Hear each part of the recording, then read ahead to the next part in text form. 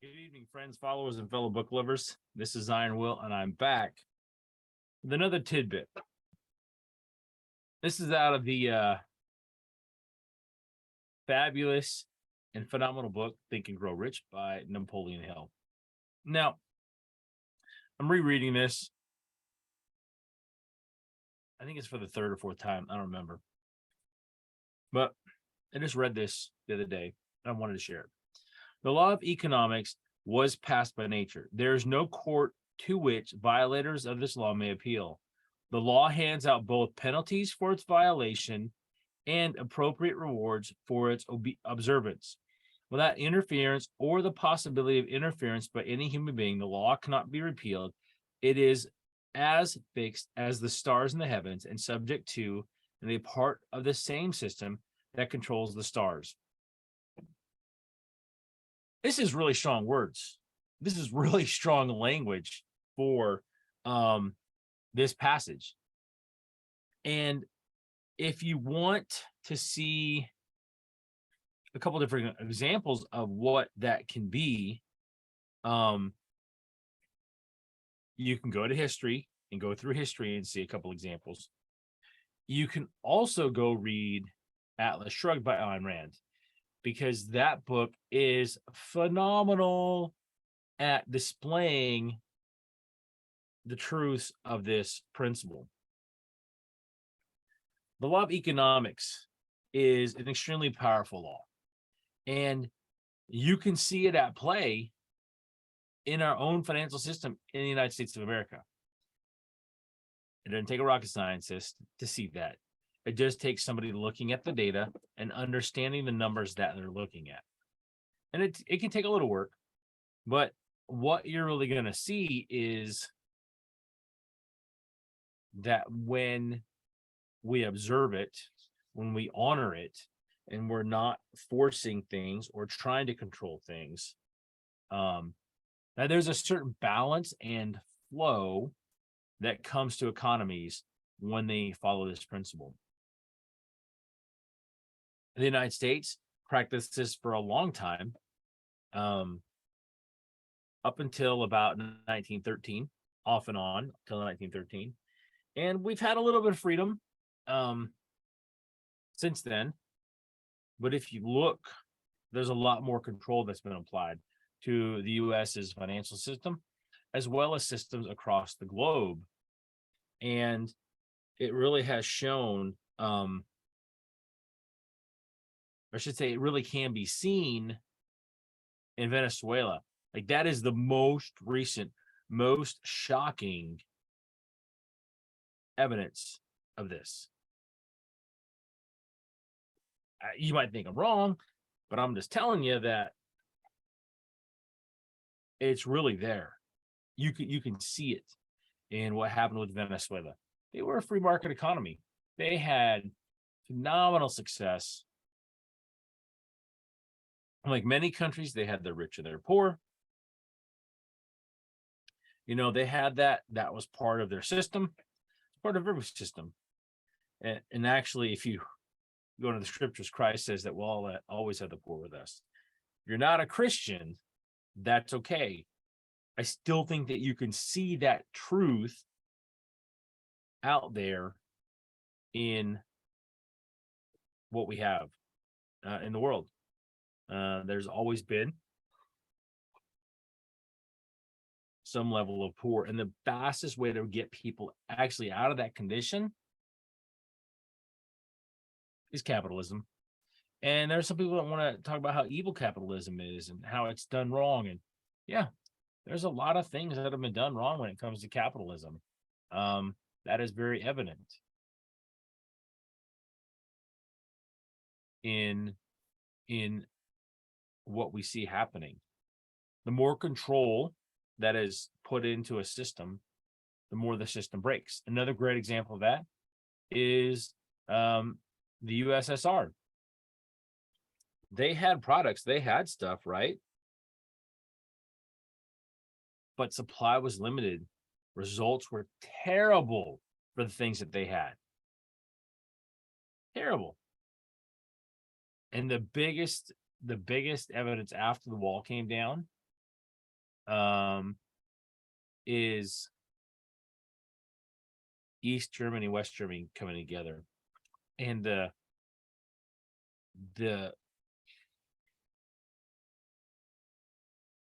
whole mess of bringing those two parts of that country back together again. Um, and there was some economic fluctuation there. We weren't there long enough to really feel it so much as an army brat, and I heard more about it afterwards. Also, because we were in West Germany at the time, it was less impactful where we were at, and the impact could be felt more in what was former Eastern Germany, with people fleeing into West Germany, businesses moving into East Germany, because there were resources there that had been almost untapped for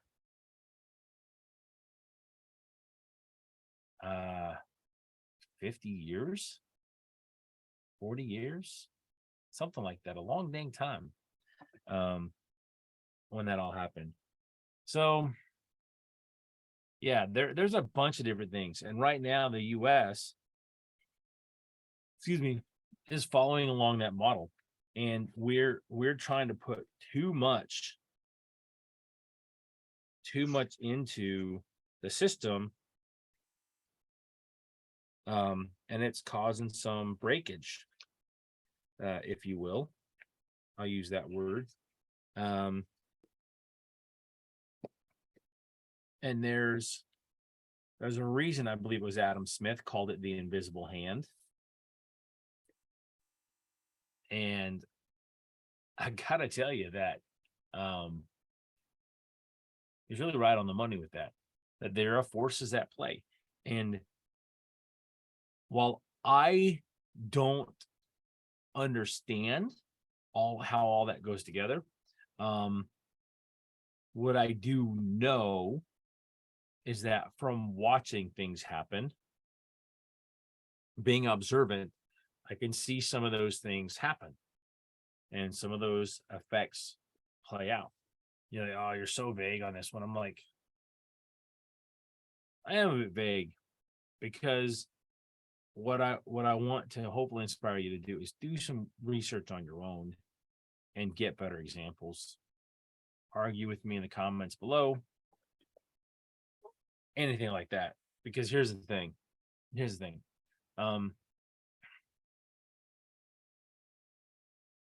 I'm just sharing things that I've seen and know.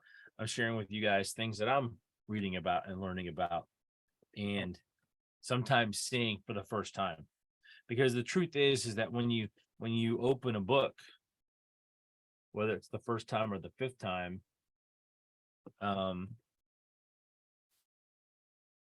guess what? The same person never reads the same book twice. And I love that, because here's the thing. You're going to grow and change. You read 10 books this year, and that's going to change your thinking. It's going to, hopefully you're reading stuff that's going to challenge you. It's going to help you be inspired, be more creative. Those kind of factors, hopefully, will go into play. And hopefully you're reading books like these over here. Leadership, business books, professional and personal development books, family, marriage. Even if you're not married, even if you don't have kids, you're still part of a family to some degree. You're still part of a business partnerships, hopefully, and that will make a difference. Those skills that you will gain will make a big difference. And I hope that you'll see that out, because this is what happens when you read, is you install new software. You really get to obtain knowledge and wisdom without having to live the 60 or 80 years that individual lived to gain that information. And I just hope that you guys understand that the reason I promote reading so much is because it allows you, It's the best cheat code we've ever had for wisdom and knowledge. For wisdom and knowledge. You put 20, 30,000 books in your head in a lifetime. There's no way you were the same person when you started. And I'm not talking novels. I'm talking leadership, business, histories, biographies, all those different kinds of things. Because it makes a difference for you and me. Oh, I know it's fun to read novels. I've got one novel and 3 other books I'm reading. And I'm trying to work out my schedule so I can get them in. So look, your economy also is impacted by this law, the law of economics, and how you treat your economy and your resources is how you will be blessed or strengthened. And I highly encourage you guys and gals to go after your goals and dreams, pursue them with a passion, with a real passion for what you want. And I just want to say thank you for joining me today. If you like this video, please like and share it. As you know, it helps the algorithms. Well, I should say it helps me be seen by algorithms so that other people can get this content. If you're looking to level up your leadership and people skills, that's what I do at Turning Leaf Solutions. I'm a transition coach. I help people work towards a promotion or transition to a new career field. You can connect with me at turningleafs.com and book a free consultation there. My friends, I hope you guys go out and make it a great day. You go out and go make it a great year. I will.